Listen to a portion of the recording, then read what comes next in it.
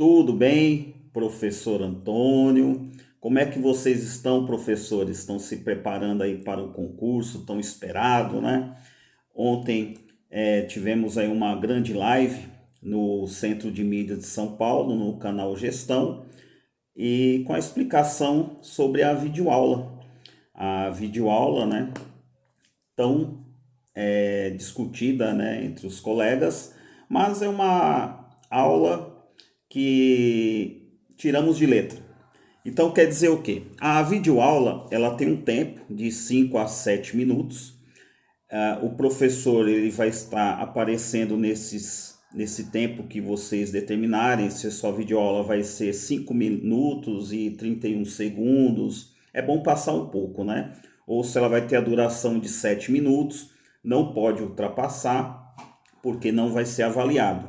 Então, é importante o quê? Que o professor ele se prepare em relação ao tema escolhido e a turma, para que ele seja claro, para que ele escolha a linguagem a ser trabalhada, uma linguagem clara, simples, né? Ele vai ter um plano de aula em relação a como é que vai ser desenvolvida essa aula para que as habilidades sejam contempladas e alcançadas. A estratégia é importantíssima, né? De que forma que você vai dar essa aula que você escolheu.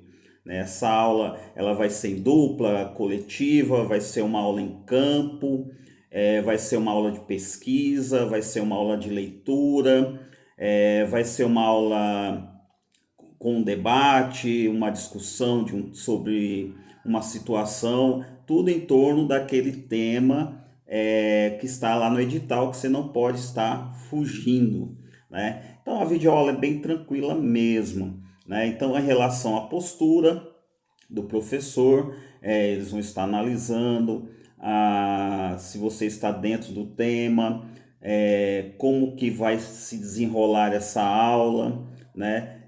Se você vai estar realizando uma leitura, como que vai ser os procedimentos em relação aos alunos que você vai estar utilizando, se você vai estar utilizando algum tipo de material, como que você vai avaliar a aula que você está propondo. Então, todos esses aí são detalhes que eu estou passando para vocês, né? Que com a experiência de sala de aula, a facilidade é um pouco maior. E agora, para aqueles professores ainda que pretendem ingressar no magistério, tem um pouco mais de dificuldade em relação a preparar essa aula ou até mesmo gravar o vídeo.